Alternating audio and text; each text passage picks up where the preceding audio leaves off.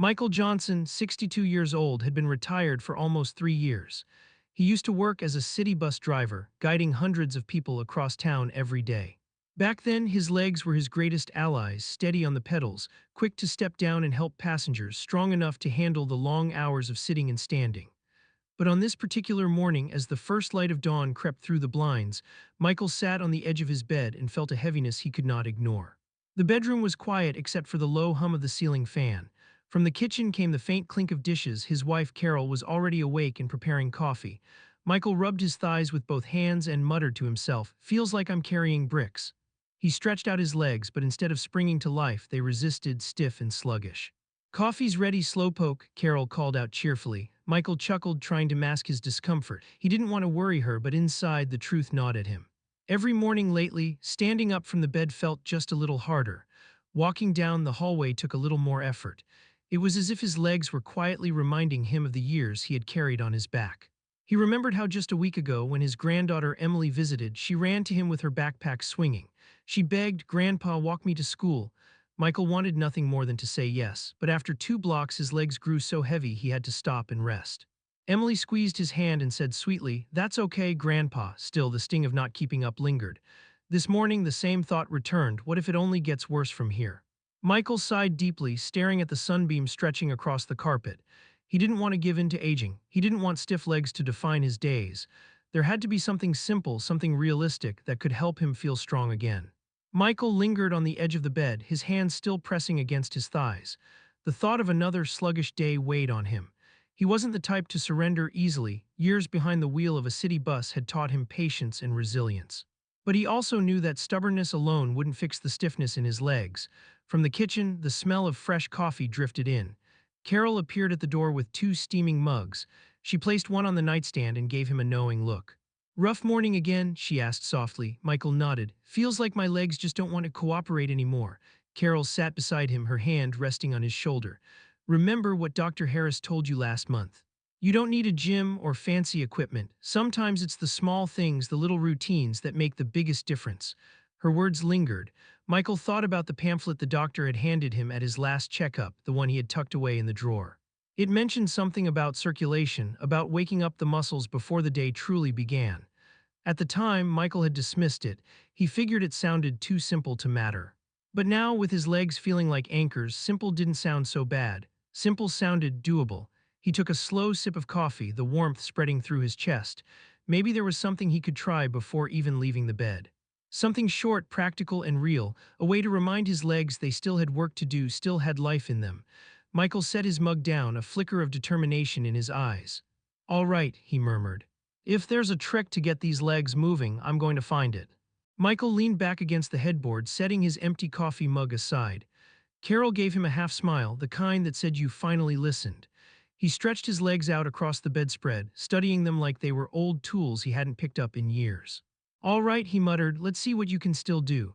He remembered the instructions from the pamphlet: start small, start slow. So he lay flat, legs straight, and took a steady breath. First, he lifted his right leg, bending his knee gently toward his chest. The movement felt stiff at first, like an old hinge creaking back into motion. He held it for a count of 3, then lowered it back down. Next came the left leg, same process: bend, hold, release. The rhythm was simple, almost soothing, one leg then the other. He pictured it like pumping life back into tired pipes, coaxing the blood to flow, warming the muscles awake. After a few rounds, his legs didn't feel like cinder blocks anymore. They felt lighter. Of course, it wasn't without comedy. Halfway through, the family cat Daisy leapt onto the bed. She pawed curiously at his moving knee, as if wondering why her human had suddenly invented a new game. Carol laughed from the doorway. "Looks like you've got a workout partner." Michael grinned, swatting gently at the cat's tail. "If she can do 10 reps, I'll be impressed." He finished his set, 10 bends for each leg, then sat up slowly, surprised at how different his body felt. The stiffness hadn't vanished, but it had eased, like a knot beginning to untangle. Michael rubbed his thighs, a small spark of hope flickering in his chest. Maybe this is the trick. Maybe this is how I get my legs back on my side. Michael sat on the edge of the bed, catching his breath. He flexed his ankles, then stood up carefully. To his surprise, the usual heaviness that clung to his thighs every morning wasn't quite as sharp. His knees still felt stiff, but there was a looseness he hadn't felt in weeks, like his legs had been nudged awake from a long nap. Carol noticed the difference right away. You're not hobbling to the kitchen today, she teased. Michael chuckled, don't jinx it. But inside, he felt something he hadn't in a long while, hope. Over the next few days, he made the routine part of his mornings. Before his feet touched the floor, he lifted one knee, then the other, 10 times each. At first, the movements were clumsy and his muscles groaned in protest. But little by little, the resistance gave way to a new kind of energy. The real surprise came a week later. Michael went to climb the front steps after checking the mailbox. Normally, he grabbed the railing, pulling himself up carefully. This time, halfway up, he realized his hand was hovering above the rail, unused. His legs had carried him on their own. He paused, almost laughing at himself. Carol, watching from the doorway, clapped her hands. Look at you, mountain climber, Michael grinned, a bit embarrassed but secretly proud. That small victory told him this wasn't just a fluke. His legs were stronger than they had been in months, and the simple trick was working. For the first time in a while, Michael felt like he was back in charge of his body, not the other way around. And that feeling was worth every single rep. The morning exercise quickly became Michael's new habit, but he knew one small routine wouldn't solve everything. Dr. Harris's words echoed in his mind, strong legs come from strong choices, not just strong muscles. At breakfast, Carol slid a plate toward him, scrambled eggs with spinach and a side of whole grain toast. Protein and greens, she said with a wink. Doctor's orders, Michael smirked. What, no donuts? She raised an eyebrow and he laughed, grabbing his fork. Food became part of the routine too. Instead of skipping lunch or grabbing processed snacks, Michael found himself reaching for Greek yogurt, grilled chicken, or a handful of almonds. They weren't fancy choices, but they gave his body the fuel it needed. Staying active outside the house also shifted. Some afternoons, Michael strolled around the block, waving at neighbors. On cooler mornings, he joined Carol for light yoga in the living room. At first, he wobbled during the stretches, nearly tipping over when he tried tree pose. Carol teased him mercilessly, the tree is falling, but within a week Michael's balance improved and even he had to admit the stretching felt good. His favorite, though, was the pool at the community center. The first time he stepped into the water, he felt weightless, like his body had been given a second chance. Kicking gently across the shallow end, he realized exercise didn't have to mean strain. It could feel freeing, even fun. Each of these small adjustments, better meals, short walks, playful yoga, a swim now and then, fit together with his morning knee bends. The results weren't overnight miracles, but they added up. Day by day, Michael felt steadier, more confident. One evening, as he sat on the porch with Carol, sipping iced tea, he confessed, "You know, I didn't think I'd ever enjoy this health stuff. But it's not bad when it feels doable." Carol patted his knee, smiling. "That's because you finally made it part of life, not a chore." A few weeks into his new routine, Michael decided it was time for a check-in with Dr. Harris. He didn't want to get ahead of himself. Sure, the exercises and small lifestyle changes were helping, but he knew better than to gamble with his health. Sitting on the exam table, Michael swung his legs gently, almost proudly. "Doc," he said with a grin, "I've been doing those knee bends you told me about, and I think they're actually working." Dr. Harris adjusted his glasses, smiling. "That's good to hear, Michael. But remember, what feels good doesn't always mean it's safe for everyone. It works for you because we've checked your joints, your circulation, and your heart. Not everyone has the same starting line." Michael nodded. He understood. His brother, for example, had knee surgery last year and couldn't handle the same kind of movement.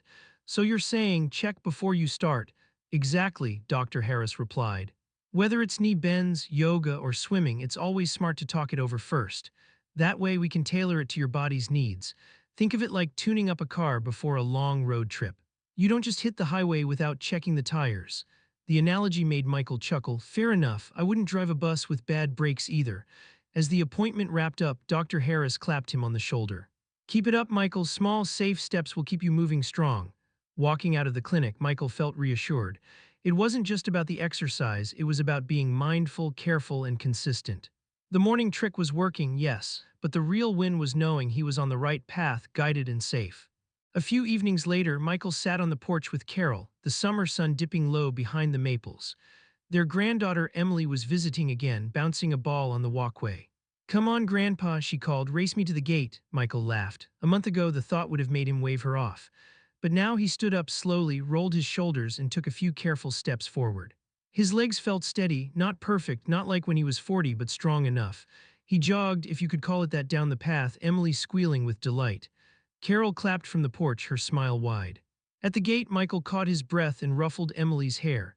"You win, kiddo," he said between laughs, "but watch out, I'm getting faster." For a moment, the heaviness that had haunted him was gone. In its place was freedom, a reminder that small choices done every day could carry him toward moments like this. He turned back toward the house, and for the first time he felt like himself again. Not just a retired bus driver, not just a man battling stiff legs, but a grandfather, a husband, a man still moving forward. Michael faced the camera, his eyes warm. If this little morning trick worked for me, it can work for you too. Start small, stay consistent, and most of all, don't give up on your legs because they won't give up on you. Then his smile widened. If you found this story helpful, hit that like button, share it with a friend, and don't forget to subscribe. We've got more tips and stories coming your way. Until next time, stay active, stay hopeful, and take good care of yourself.